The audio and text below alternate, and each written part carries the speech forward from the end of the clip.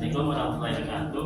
Waalaikumsalam warahmatullahi wabarakatuh. Yang saya hormati kepada Pak Sudito selaku pembimbing ataupun guru Amok Sosiologi, yaitu dari SMA Negeri 71 Jakarta. Serta rekan-rekan siswa-siswi yang saya banggakan. Sebelum memulai pelajaran, alangkah baiknya kita berdoa menghadap masing-masing. Berdoa mulai.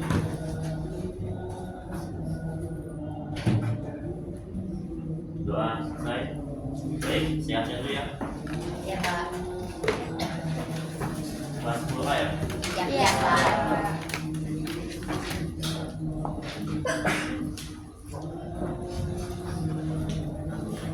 Tanggal berapa sih? Tanggal 31. Siapa yang nggak masuk? Ini kali ya? Iya Pak.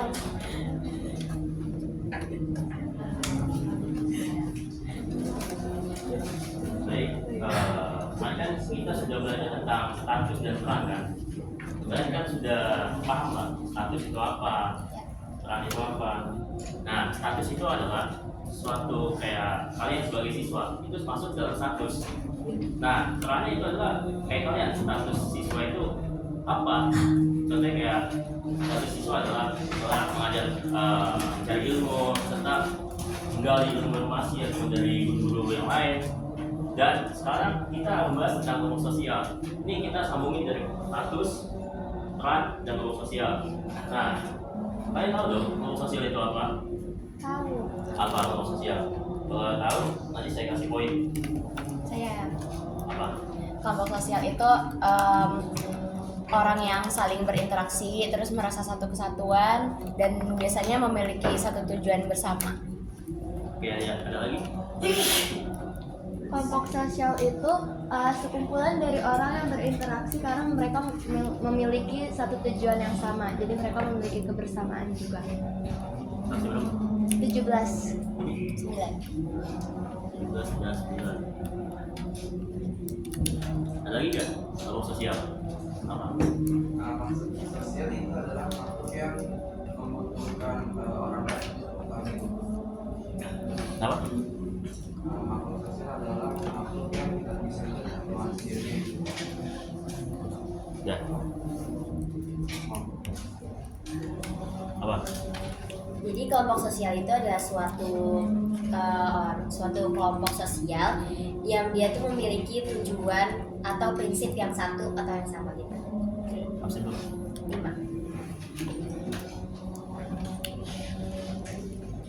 Oke, yang kalian jelaskan itu benar sekali bahwa kita lanjut ketika ada diskusi. Jadi sebelum masuk ke tema, kita ada juga pembelajaran. Ada 4, terutama Ustaz Didik mampu menjelaskan pelatihan sosial dari kehidupan sehari-hari kayak kalian masuk ke dalam di sekolah, di sekolah pasti kan ada yang memiliki organisasi kan. Nah itu masuk dalam kelompok sosial. Nah konsep sehari-hari adalah lingkungan kalian sebagai kayak anak dan orang tua pasti kan ada interaksi dalam kelompok sosialnya. Dan dua ini adalah satu jenis mampu menjelaskan dirinya dan bentuknya kelompok sosial dalam pandangan sosiologi seperti apa. Jadi kelompok sosial adalah suatu elemen ataupun suatu lembaga yang saling berkaitan, saling bekerjasama, saling kontribusi.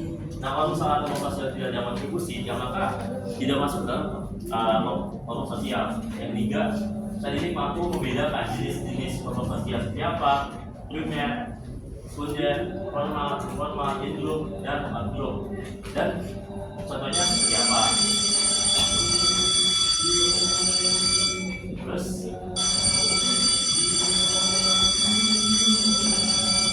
nah selanjutnya itu ada ini mampu Pengertian jam pelajaran kedua. jadi mampu menghubungkan peran dan fungsi kelompok sosial dengan penciptanya, kerjasama dan harmonisan dan masyarakat. Nah yang keempat ini, ketika kelompok sosial sudah bersatu, pasti kan ada perannya masing-masing. Nah kelompok sosial itu adalah kelompoknya. Nama perannya itu satu-satu, nama fungsinya juga sama. Nah, di dalam kelompok sosial pasti kan ada harmonisasi sosial. Nah, harmonisasi sosial adalah suatu tidak ada pertikaian dalam kelompok sosial, tidak adanya debat ataupun apapun itu masuk dalam harmonisasi sosial. Sebenarnya kalau misalnya kelompok sosial ada konflik, itu sebenarnya paling penting kan. Kalau misalnya kelompok sosial tidak adanya konflik terus debat, itu menurut saya tidak pantas ya. Soalnya kalau kelompok sosial adalah lembaga, jadi kayak lembaga pemerintah. Pasti kan ada yang dapat B, C, D, pasti jadi kayak Berbaya lah, ya kan? Berbaya kan adalah Menteri Keuangan, pasti kan banyak yang suka kan? Nah, itu masuk dalam kelompok sosial yang tidak suka. Nah, pengertiannya yang sudah tadi kalian jelaskan oleh temannya, bahwa kelompok sosial itu adalah suatu kelompok yang saling berinteraksi di lingkungan sekitar atau lingkungan yang sudah ditentukan, terus saling menyatu dan saling kerjasama dan satu tujuan. Contohnya kayak seperti kalian kan, banyak yang organisasi di sini. Di sini ada organisasi apa aja sih? SPK, OSIS, SPK, banyak lah semuanya. Nah, pasti kan satu organisasi itu kan menciptakan tujuannya yaitu membanggakan tujuan satu kan. ya. Nah, itu masuk tujuan bersama. Kalau misalnya organisasi kayak OSIS terus tidak ada planning, tidak ada project yang untuk membanggakan SMA Negeri 1 ya, menurut saya yang usah di OSIS. Nah, selanjutnya ada ada pentingnya kelompok sosial. Kelompok sosial adalah yang sudah ada gambar di sini kan. Ini kelompok sosial yang 1, 2, 3. Kelompok sosial itu lebih dari 1.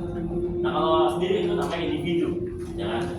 Nah, ini adalah misalnya guru menjelaskan pada suatu anak dan menjelaskan temanya apa saja, dan ini saling interaksi, saling kerjasama. Apa yang disampaikan, terus bagaimana pendapat ini, pasti kan saling terkaitan. Nah, jadi itu kelompok sosial tuh saling terkaitan antara hubungan individu ke individu bisa, terhadap guru juga bisa. Nah, kelompok sosial itu masuknya beberapa aspek juga banyak sebenarnya.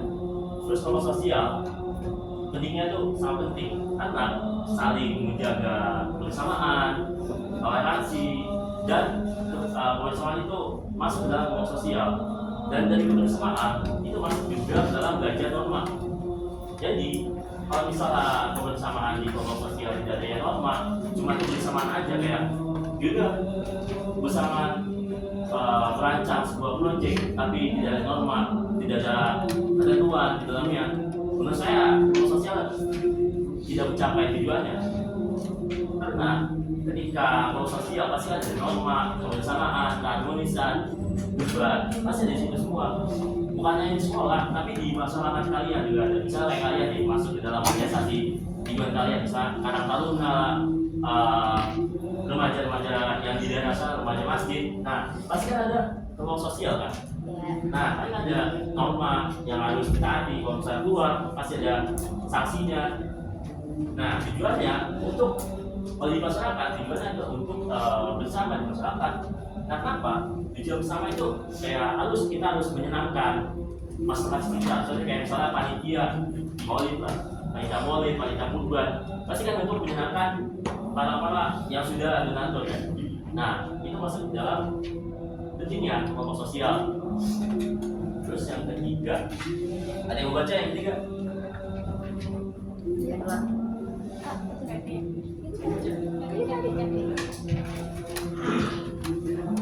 Ciri-ciri kelompok sosial. Ciri kelompok sosial meliputi adanya interaksi, kesadaran sebagai bagian dari kelompok, kesamaan tujuan, aturan yang dipatuhi, serta keterikatan yang membedakan mereka dari kumpulan orang biasa. Oke, jadi ciri kelompok sosial adanya suatu interaksi yang sudah saya bilang, dan interaksi itu adalah kesadaran. Kesadaran itu masuknya ke dalam inisiatif. Nah, kalau misalnya dalam kelompok sosial tidak adanya inisiatif untuk saling kerjasama, tidak adanya kerja, cuma numpang nama doang, ya bukan masuk dalam ciri-ciri kelompok sosial. Dengan nggak usah ikut organisasi. Nah, terus yang kedua itu adalah kesamaan dari kelompoknya. Misalnya gini, saya ikut organisasi misalnya OSIS lah. Nah, itu kesamaan, OSISnya doang. Cuma bedanya adalah tujuan kita misalnya pendapat kita tentang ini OSIS nih, terus ada lagi pendapat ini. pasti kan berbeda kan. Terus saling berpikatan antara hubungan pendapat B dan C dan ketentuan dari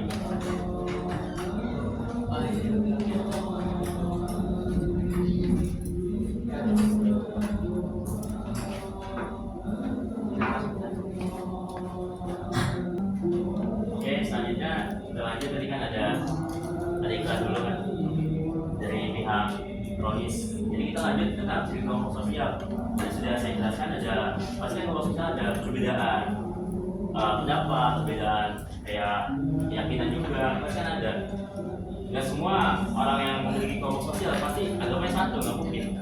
Nah, jadi di sini aja pasti kan organisasi banyak, cuman yang ikut dari berbagai suku, berbagai budaya, berbagai agama pasti banyak di sini. Nah, selanjutnya tuh ada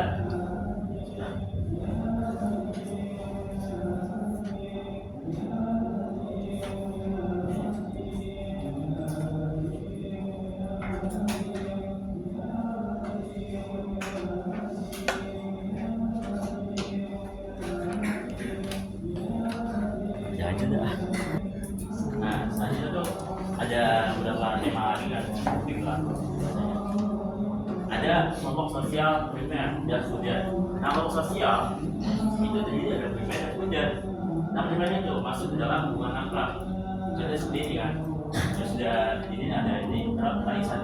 Contohnya ini adalah kerjasama, ataupun ini bapak, ibu, anak, dan anak juga. Nah, terus kelompok primer adalah kelompok yang saling hubungan, saling keterkaitan juga, dan akrab, nanti seperti keluarga, teman. Sedangkan kelompok sekunder adalah kayak bersifat formal, terus yang saling kepentingan itu. Contohnya seperti organisasi itu masuk ke dalam kelompok sekunder. Kenapa? Karena situ masuk ke dalam kelompok formal, kelompok yang bahasanya baku, ya kan? Apalagi kalau misalnya pas rapat pasti kan kayak menurut saya terus gini, ya kan? Kalau misalnya di luar kan nggak terlalu formal banget, karena kan kita udah saling berkegiatan dari golongan darah kan. Nah, selanjutnya tuh ada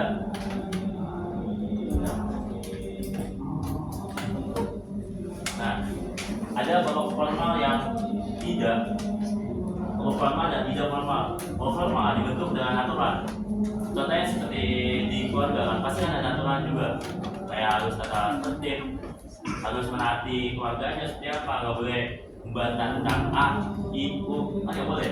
Dalam agama Islam, kalau misalnya dia A aja, itu sama dengan dosa pada ibu atau pada orang tua kan.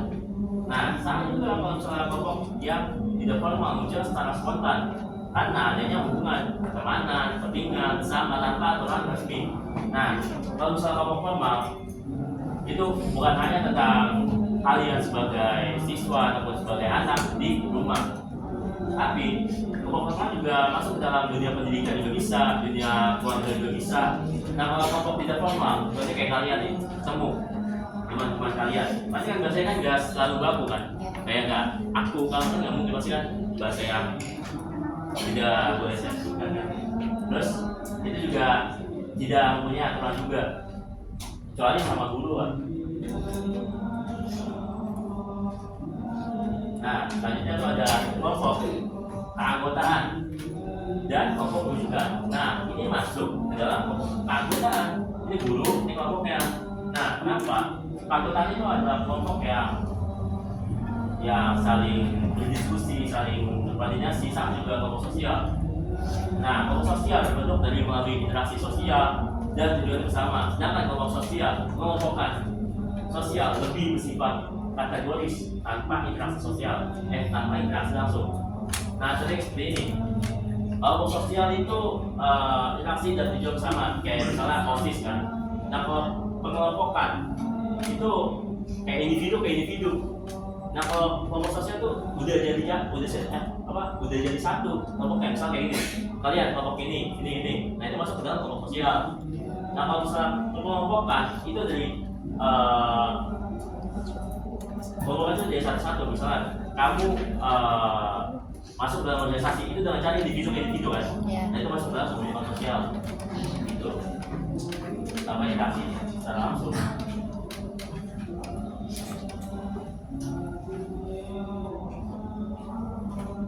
Nah, selanjutnya itu ada fungsi kelompok sosial. Ada yang baca? Saya baca. Fungsi kelompok sosial. Ya. Fungsi kelompok sosial antara lain memberikan identitas, memenuhi kebutuhan sosial, membentuk nilai dan norma, serta menjadi sarana kontrol sosial bagi anggotanya. Fungsi kelompok sosial adalah antara lain memberikan identitas. Kayak ini nih. Dengan fungsi nih. Dengan kelompok sosial. Nah ini fungsi di sini. Nah ini fungsinya patokan di sini. Misalnya paling tua lah untuk mengatur semua kelompoknya.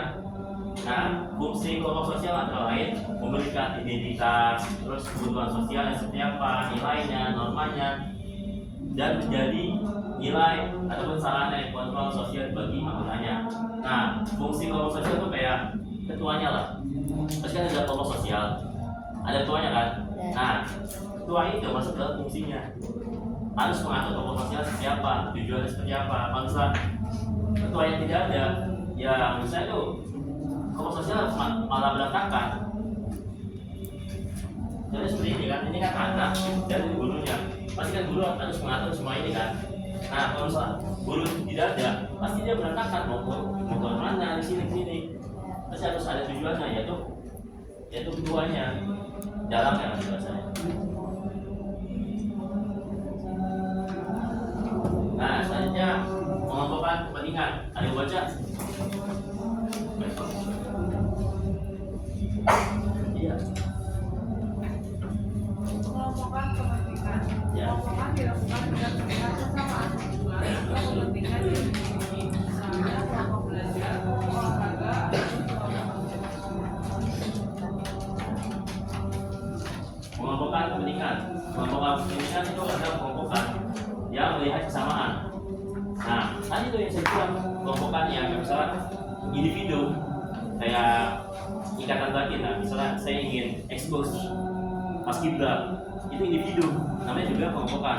Kalau kelompok sosial itu yang sudah jadi satu, misalnya kayak gini nih, ini misalnya ini, dia tuh ingin masuk tadi sama, misalnya niatnya, terus nanya ke temannya, kamu mau jadi apa?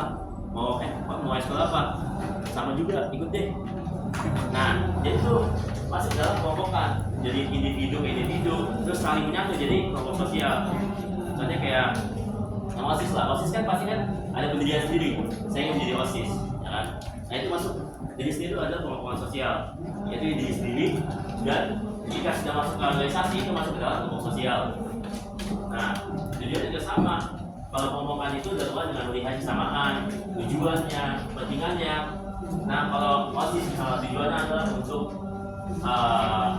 saling support beberapa organisasi, terus kepentingan juga seperti apa, misalnya kelompok belajar, kelompok olahraga, ataupun kelompok yang lainnya. Nah, selanjutnya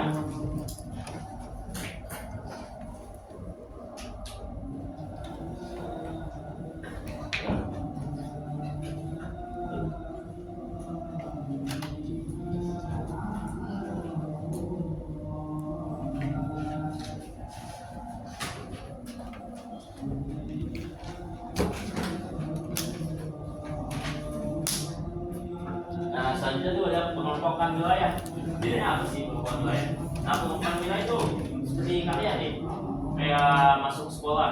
Pasti kan ada pengelompokan kayak khusus sekolah ini dan rumahnya di sini. Pasti kan ada apa ya namanya, saya lupa, pokoknya data-data yang di rumahnya dekat pasti 5% buat dapat sekolah itu. Nah, terus itu masuk ke dalam misalnya kayak terbentuk dari kedekatan, tempat tinggal, ataupun daerah asal. Biasanya muncul di rasa solidaritas karena kebersamaan dan lingkungannya.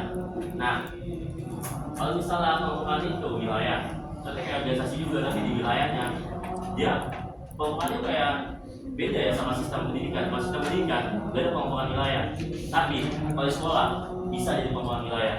Seperti kayak misalnya mencari siswa mencari sekolah dengan cara itu lihat dari lingkungan sekitar, ada yang sekolah dekat nggak, apakah ada 5% atau 10% itu masuk ke pengelompokan wilayah. Nah, terus ada pengelompokan sosial. Pengelompokan sosial adalah suatu terbentuknya kesamaan, latar belakang, dan Adapun agama ada istiadat. Nah, cara mereka berinteraksi itu kan caranya kan beda-beda ya. Ada yang dari agama ini terus berpendapat bahwa menurut saya agama ini. Jadi yang gini-gini ini, ya kan? Agamanya beda. Tapi kalau misalnya dari suatu kelompok sosial, pikirannya sama, yaitu untuk mencapai misalnya OSIS harus berkembang. Walaupun kita beda pendapat, beda agama, kita harus jalan terus lah. Nah, sama kayak kalian nih sebagai siswa kan, siswa itu belajar terus saling kerjasama, walaupun temannya nggak ada yang nggak bisa belajar ini, pasti kan kalian bantu kan. Nah, ini juga masuk kelompok sosial, tapi dengan cara individu.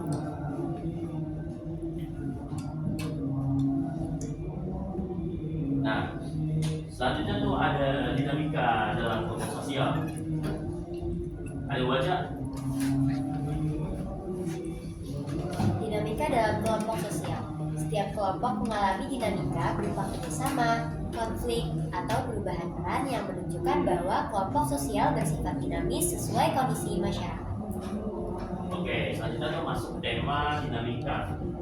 Dinamika itu adalah suatu kerjasama, suatu konflik di dalam suatu kelompok sosial, dan itu berperan sangat penting dalam suatu kelompok sosial dan bersifat dinamis sesuai dengan kondisi masyarakatnya seperti apa. Contohnya kayak kalian nih sebagai siswa kan, pasti ada yang memiliki konflik kan dalam kelas, perbedaan, dan tujuannya juga sama perannya, tujuannya sama, yaitu belajar di sini untuk mencapai PTN, ya kan, PTN terus bukan berharap PTN juga, yang penting belajar mencari ilmu, walaupun kita udah berusaha mendapatkan PTN, ya kita belajar terus.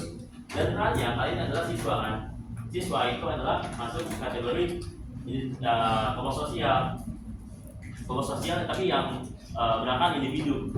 Ada siswa, kalau misalnya satu kelas itu masuk dalam kelompok sosial. Jadi kayak gini nih, kalian sebagai siswa di kelas ini 10A untuk mengembangkan kreasi di kelas ini. Pasti kan ada suatu interaksi sosial, ada saling kerjasama. Nah, itu masuk dalam dinamika kelompok sosial, saling kerjasama keterkaitan. Kalau misalnya kalian tidak ada yang keterkaitan di kelas aja tidak ada, dan mengharapkan di luar kelas, ya nggak usah di siswa, itu saya.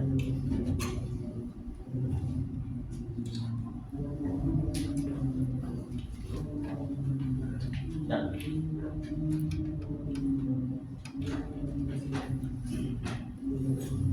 nah, selanjutnya ada dampak positif lah dari kelompok sosial. Pasti kalian tahu dampaknya kelompok sosial dapat meningkatkan solidaritas, itu positifnya.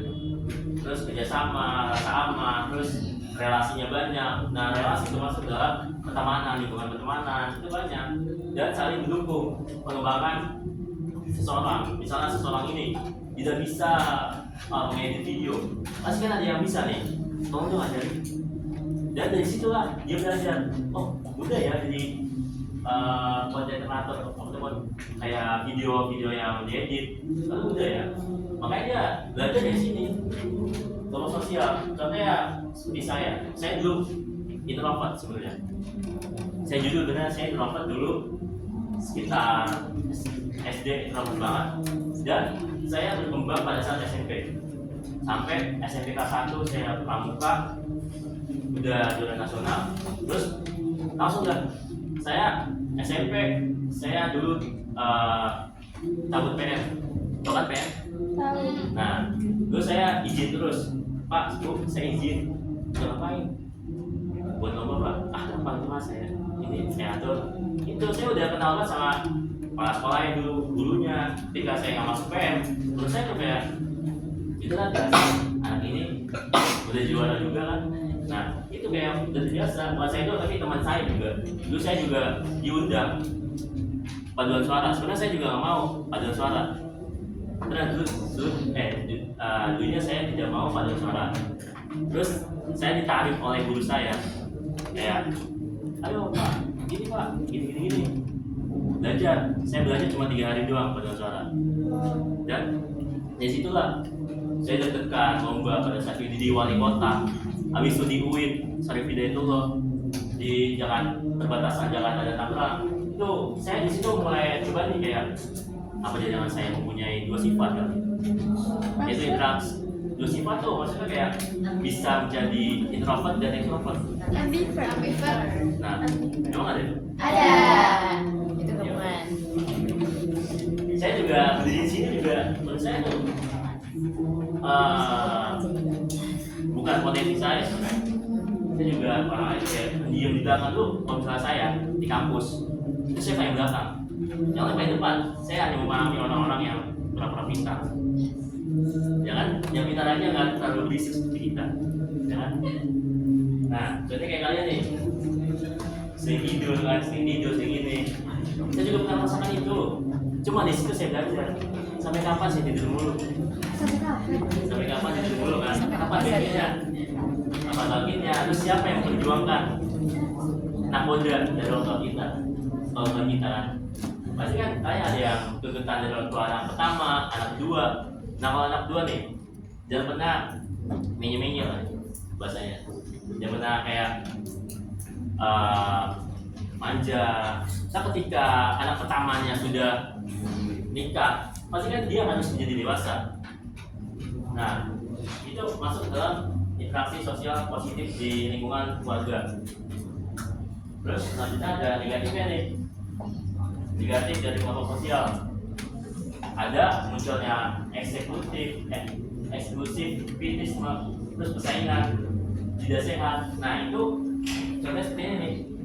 Eksklusivitisme itu sama aja kayak persaingan tidak sehat lah, kayak misalnya menjatuhkan walaupun dia sama temanya, kayak organisasinya sama, terus bidangnya beda, cuman satu orang ini ingin menjatuhkan kalian dengan cara wah ini orang harus kerja, padahal kan absen dong. Absen 5. Ada lagi? Jadi fungsi lainnya itu setiap individu itu dapat mengembangkan kemampuan yang dia punya, kayak akhirnya tuh dia bisa mengembangkan skillnya dalam kelompok itu, atau dia bisa mengembangkan skill yang baru. Terus dia juga jadi semakin mengenal, mempunyai kesamaan gitu.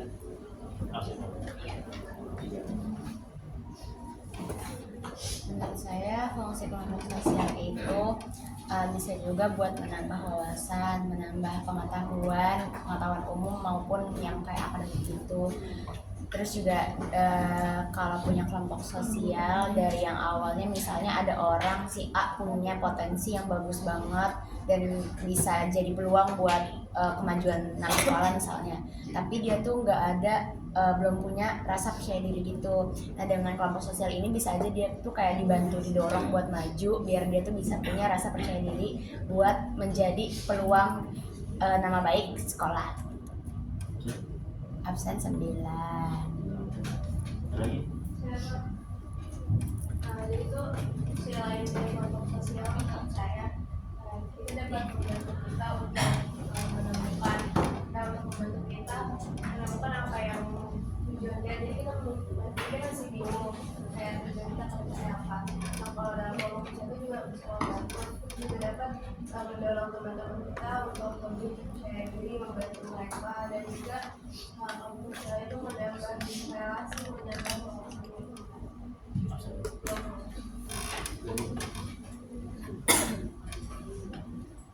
Ada lagi? Ada. Lanjut.